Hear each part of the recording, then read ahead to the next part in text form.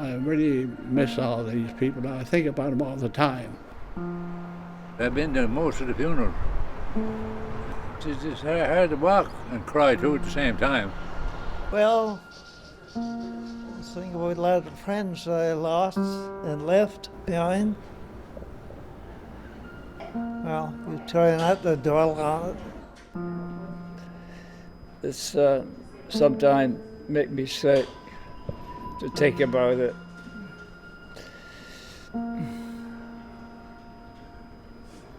Of his dead bodies.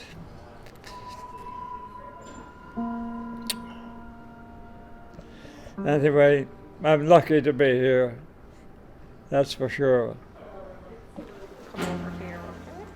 These men are frail, have lived longer than most, I'll be 99 July the 2nd. but have vivid memories of their wartime experiences. The last few weeks of the war, I'm really terrified by going to the front. I saw the destruction of most of the part of Germany and Belgium, Holland, England, Yugoslavia, Greece, Gibraltar.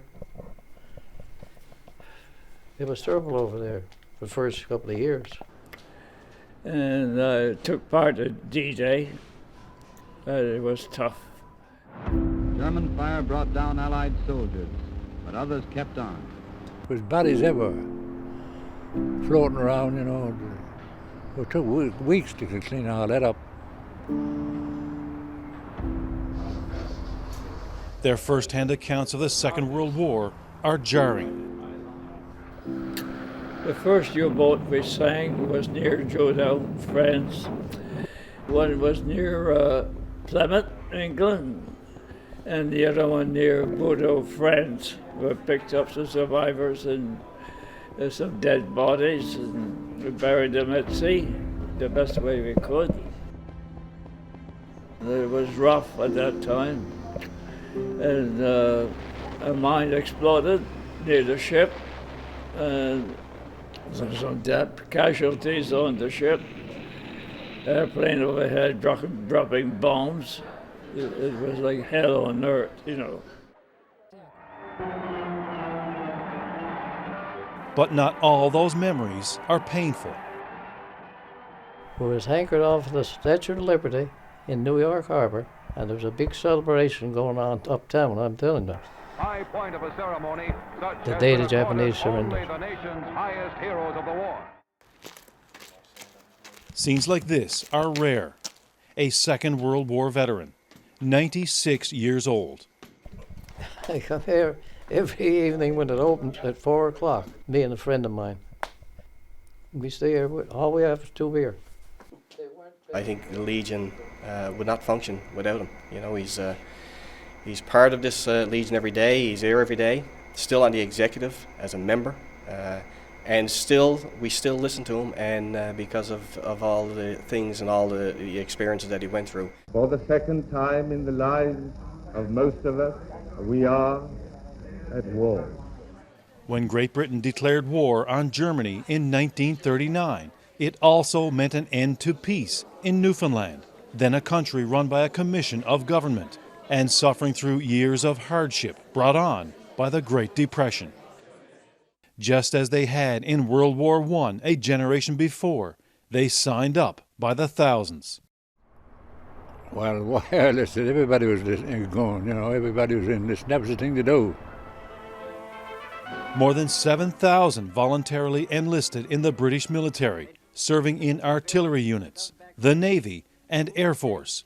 They were young, strong, and daring. Just getting settled in then, I didn't go. Thousands more, like the man known as Uncle Johnny Pauls of Newfoundland's south coast, went to sea as part of the merchant navy, delivering crucial war materiel throughout the world, helping the Allied war effort.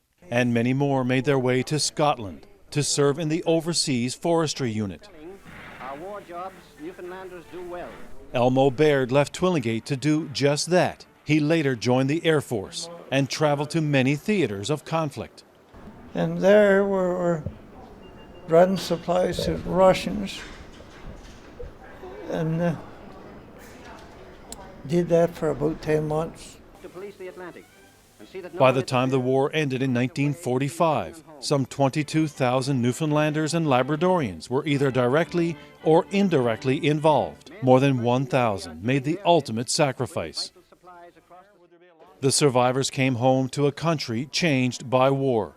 Widespread poverty had been replaced by economic prosperity and hope. They ran their family businesses, went to work for the government, or continued to make a living on the water. They were young men when Newfoundland became Canada's 10th province in '49 and helped build a network of Legion branches throughout the province. Everybody that was a president up here, I was here all that time. When Johnny Paul goes, I think the foundation of this Legion, I'm hoping it won't crumble, but I think it may, you know, because he's the last that we have here, and he means so much to everybody. But now time has caught up with them, venerated, roughly only 24 still living. Even up the Legion, I don't know anybody up there. And their ranks are shrinking fast. Here's Bob Grant of Cornerbrook, served with the 166 Artillery Regiment, passed away in May. And here's Lloyd Seward, celebrating his 100th birthday in 2017. The Royal Navy veteran was a Japanese prisoner of war. He passed away in March.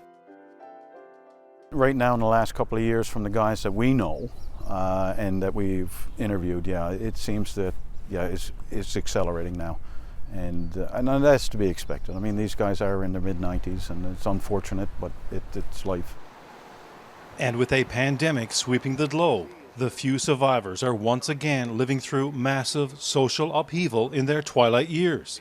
Charlie Starks, for example, missing out on a commemorative trip to Russia this spring. He was looking forward to going to Russia and meeting up with Putin and the boys, weren't you, boy? Yeah. They don't dwell on it, but these veterans know they're the last of a generation who paid an awful price for a better world and a better Newfoundland and Labrador.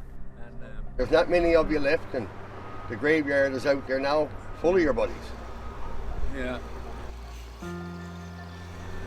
That's how I remember most of it, because I've been to most of the funerals. No, they're all gone. I should have been gone long ago. I don't know why I lived so long, but it's a difficult time remembering a lot of these people. And how do they want to be remembered when they're gone? Oh, just a decent person, that's all. I did my duty. Are you proud of that? Yes, I am. Got nothing to regret. Well, that I did my part, did my share, I think. A lot of people would say they did more than their fair share. Terry Roberts, CBC News, St. John's.